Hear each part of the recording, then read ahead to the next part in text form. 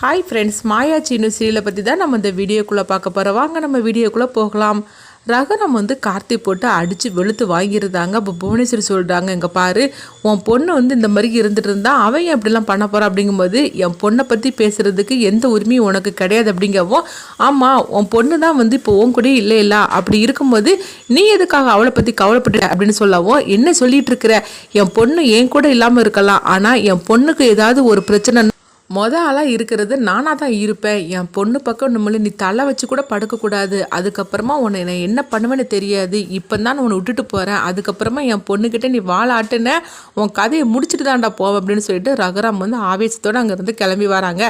அடுத்து பார்த்தோம்னா ரகுராம் வீட்டுக்கு வருவோம். இப்போ ஜானகி கேட்குறாங்க, என்னங்க இந்த நேரத்தில் நீங்கள் எங்கே போயிட்டு வரீங்க அப்படின்னு சொல்லும் போது ரகுராம் கோவத்தோடய இருந்துட்டு இருக்கிறாங்க. அப்போ ஜானகி கேட்குறாங்க, என்னங்க நீங்கள் இப்படி இருக்கிறத பார்த்தா எனக்கு என்னமோ பயமாக இருக்குது, என்ன சொல்கிறீங்க, நீங்கள் எங்கே போயிட்டு வாரீங்கன்னு சொல்லுங்கள் அப்படிங்கவும், உடனே ரகுராம் சொல்கிறாங்க, அந்த கார்த்தியோட கதையை முடிக்கிறதுக்காக தான் போனேன் அப்படின்னு சொல்லவும், இதை கெட்டதுமே ஜானகி அதிர்ச்சி அடைகிறாங்க. என்ன சொல்லிட்டு இருக்கிறீங்க அப்படின்னு கேட்கும்போது, ஆமாம் அவன் கதையை முடிக்கிறதுக்காக தான் போனேன், என் பொண்ணு மேலே கை வைக்க பார்த்துருக்கிறானே, என் பொண்ணை தூக்கிட்டு போயிருக்கிறான், அவனுக்கு எவ்வளோ தைரியம் இருக்கணும் அப்படின்னு சொல்லவும், இது கேட்டதுமே ஜானகி ஒரு பக்கம் சந்தோஷப்பட ஆரம்பிச்சிருந்தாங்க. இன்னொரு பக்கம் பார்த்தாக்கி அவங்க ஐயோ நல்ல வேலை அவனை விட்டு வச்சுட்டு வந்தார், இல்லைன்னா இவரெல்லாம் அரெஸ்ட் பண்ணி கூட்டிகிட்டு போயிருப்பாங்க அப்படின்னு சொல்லிட்டு ஜானகி இன்னொரு பக்கம் கொஞ்சம் பதட்டம் அடைகிறாங்க. அப்போ ஜானகி சொல்கிறாங்க, எங்கள் பொண்ணு மேலே இவ்வளோ பாசம் வச்சுருக்கிறீங்களே, அப்புறம் எதுக்காகங்க நம்ம தனாவை நம்ம தனியாக வச்சுருக்கணும், அவள் தனியாக இருந்தனால தானே அந்த கார்த்தி இந்த மாதிரிக்கெலாம் வாலாட்டிகிட்டு இருக்கிறான், அதனால நம்ம பொண்ணை நம்ம கூடயே அழைச்சிட்டு வந்துடலாங்க அப்படின்னு சொல்லவும், அப்போ ரகுராம் எதுவுமே பேசாமல் அமைதியாக இருந்துட்டு இருக்கிறாங்க. அப்போ பார்க்க கரெக்டாக மாயாவும் வராங்க. அப்போ மாயா இதெல்லாம் கேட்டுக்கிட்டு இருக்காங்க போலுக்கு. அப்போ மாயா அவங்க ரகுராம் கிட்ட சொல்கிறாங்க, ஆமாம் பெரியப்பா, தனாவையும் கதிரையும் நம்ம வீட்டுக்கு நம்ம அழைச்சிட்டு வந்துடலாம், அவள் தனியாக இருந்தனால தான் அந்த கார்த்தி இந்த மாதிரிக்கெலாம் தப்பு பண்ண போயிட்டான் அப்படின்னு சொல்லவும், அப்போ ஜானகி அவங்க மாயா கிட்ட சொல்கிறாங்க, மாயா நீ மட்டும் கரெக்டான நேரத்துக்கு போகலைன்னா அந்த கார்த்திகிட்ட நம்ம தனா சிக்கி என்ன நடந்திருக்குன்னு நினைக்கும் போதே பயமாக இருக்குமா அப்படின்னு சொல்லும் போது, உடனே ரகுராம் மாயா மேலே கோவப்பட ஆரம்பிச்சிருந்தாங்க.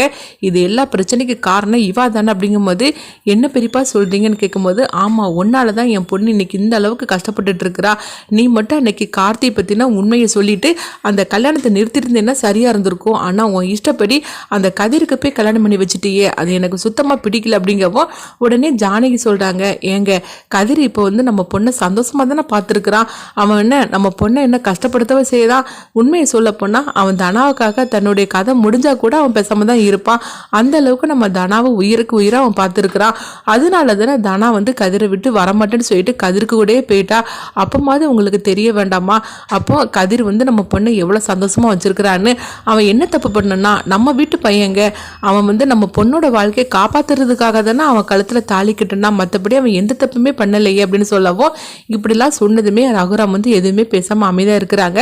ஆக மொத்தத்தில் நம்ம பொண்ணோட வாழ்க்கையை மாயாவும் கதிரும் சேர்ந்து அந்த கார்த்திகிட்ட இருந்து காப்பாற்றி இருக்கிறாங்க.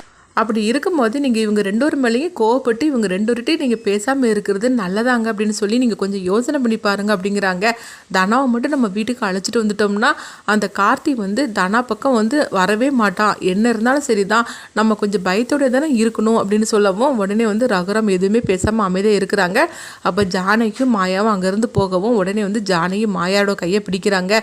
அவர் நல்ல ஒரு முடிவாக எடுக்கணும், எப்படியாவது தனாவையும் கதிரியும் இந்த வீட்டுக்கு அவர் அழைச்சிட்டு வந்துடணும் அப்படின்னு சொல்லவும், அப்போ மாயா சொல்கிறாங்க, இல்லை பெரியப்பா யோசிக்கிறத பார்த்தாக்கி கண்டிப்பாக அழைச்சிட்டு வந்தவர்னு தெரியுது அப்படின்னு சொல்லவும், இப்போ ஜானகி சொல்கிறாங்க, அவர் தனாவை கார்த்தி இந்த மாதிரிக்கு பண்ணிட்டான்னு சொல்லிட்டு ஊர் பஞ்சாயத்தில் வச்சு தான் கார்த்தியை அதாவது லெட்டர் எழுதி கொடுக்க சொல்லிட்டு மன்னிப்பு கேட்க சொல்லியிருக்கிறாரு, ஆனால் அவர் தனாவோட அப்பாவா இப்போ போய் என்ன பண்ணிட்டு வந்திருக்காரு பார்த்தியா அப்படின்னு சொல்லவும், ஆமாம் பெரியம்மா என்ன இருந்தாலும் சரி தான், அவருடைய கோபம் தனாட்ட இருந்தாலும், ஆனால் தனாவுக்கு ஒரு பிரச்சனைனா ஓடோடி போயிருக்காரு பார்த்தீங்களா, என்ன இருந்தாலும் சரி தான், அவர் மனசு ஃபுல்லாகவே தனாவில் தான் இருக்கிறாரு, ஆனால் என்ன பண்ணுறதுக்கு அவருடைய கோபம் தான் தடுக்குது, எப்படியாவது தனாவை ஏற்றுக்கிட்டு தனாவையும் கதிரையும் இந்த வீட்டுக்கு அழைச்சிட்டு வந்துடணும் பெரியப்பா அப்படின்னு சொல்லிட்டு மாயா சொல்லிட்டு இருக்கிறாங்க.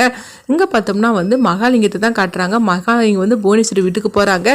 அங்கே பார்க்கும்போது அவங்க கார்த்தி பசுபதி எல்லாம் அடிபட்டு உட்காந்துருக்கவோ, என்னங்க நடந்துச்சு அப்படின்னு மகாலிங்கம் கேட்கும்போது, உடனே புவனேஸ்வரி சொல்கிறாங்க, அந்த ரகுராம் இவங்க ரெண்டு வரையும் அடிச்சு போட்டுட்டான் அப்படிங்கிறாங்க.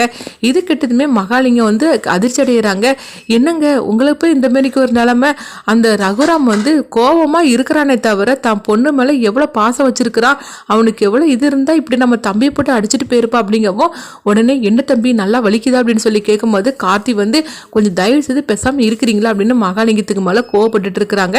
அப்போ புவனேஸ்வரி கேட்குறாங்க, சரி இப்போ எதுக்காக அங்கே வந்திருக்கிறீங்க அப்படின்னு சொல்லி கேட்கவும், நானே யாருக்கும் தெரியாம தான் உங்களை பார்க்கறதுக்காக வந்திருக்கிறேன், உங்களையே ஊரை விட்டு ஒதுக்கி வச்சிருக்கிறாங்க, உங்களை பார்க்குறதுக்காகவே நானே யாருக்கும் தெரியாமல் தான் ராத்திரி போல் வர வேண்டியதாக இருக்குது அப்படின்னு சொல்லவும், சரி இப்போ என்ன விஷயத்துக்காக வந்திருக்கு அப்படின்னு சொல்லி கேட்கும்போது, என்னம்மா இந்த மாதிரிக்கு பேசிகிட்டு இருக்கிறீங்க, இன்னும் 2 நாளில் வந்து என் பொண்ணுக்கு கல்யாணம், இங்கே என்னென்னா ரகுராம் வந்து இந்த மாதிரிக்கெலாம் பண்ணிகிட்ருக்கிறான், அப்படி இருக்கும்போது நாளைக்கு சீனு வந்து சாரு கழுத்தில் தாலி கட்ட போகிறேன்னு சொல்லும் போது ரகுராம் விடுவானான்னு தெரியலையே அப்படின்னு சொல்லவும், உடனே வந்து புவனேஸ்வரி வந்து ஒரு விஷயத்தை பற்றி சொல்கிறாங்க, இந்த மாதிரிக்கு சேதம்னா கண்டிப்பாக வந்து சீனு சாரு கழுத்தில் தாலி கட்டுவோம் அப்படிங்கவும், உடனே என்ன விஷயமா அப்படின்னு மகாலிங்கம் கேட்கவும், உடனே பார்த்தோம்னா புவனேஸ்வரி ஒரு விஷயத்தை பற்றி சொல்கிறாங்க. அது கேட்டதுமே மகாலிங்கம் ரொம்பவே சந்தோஷப்பட ஆரம்பிச்சிருந்தாங்க. நீ சரியான யோசனை சொன்னம்மா, இதை மட்டும் பண்ணிட்டோம்னா கண்டிப்பாக வந்து சீனு என் பொண்ணு கழுத்தில் தாலி கட்டியே தான் தீருவான் அப்படின்னு சொல்லிட்டு அவங்க சந்தோஷப்பட ஆரம்பிச்சிருந்தாங்க. நான் ஒரு குழப்பத்தோடையே வந்தேன், ஆனால் கரெக்டான நேரத்தில் அந்த குழப்பத்துக்கு ஒரு தெளிவான ஒரு விடையை நீ சொல்லிட்டோமா அப்படின்னு சொல்லிட்டு மகாலிங்கம் அங்கேருந்து கிளம்பி போகவும், உடனே பசுபதி வந்து சொல்லிட்டு இருக்கிறாங்க, நீ எதுக்காக போனா அவன்கிட்ட இந்த மாதிரிக்கெல்லாம் சொன்ன அப்படிங்கும்போது, ஆமாம் அவனை விடக்கூடாது, என்ன இருந்தாலும் சரி தான், நம்மளை வீடு தேடி வந்து உங்கள் 2 வரையும் அவன் அடிச்சுட்டு போனோம்ல, அவன் குடும்பத்தோட கதையை இதோட முடிச்சிடணும், ஊர் ஜனங்க அவ்வளோ முன்னாடியும் அவன் அசிங்கப்பட்டு அவமானப்பட்டு போய் நிற்கணும், அதுக்காக தான் இந்த மாதிரிக்கு ஒரு திட்டத்தை போட்டு கொடுத்தேன், கண்டிப்பாக அது மகாலிங்கம் பண்ணிடுவானமான்னு சொல்லி கேட்கும்போது, மகாலிங்கம் பண்ணுறானோ இல்லையோ ஆனால் பத்மா கிட்ட அந்த விஷயத்தை பற்றி சொல்லுவான், ஏன்னா பத்மாவுக்கும் வந்து மாயா வீட்டை விட்டு அனுப்பணும்னு சொல்லிக்கிட்டு அவளும் இதில் இறங்குவா அப்படின்னு சொல்லிட்டு இருக்கிறாங்க. அடுத்து என்ன நடக்குதுன்னு பார்க்கலாம்.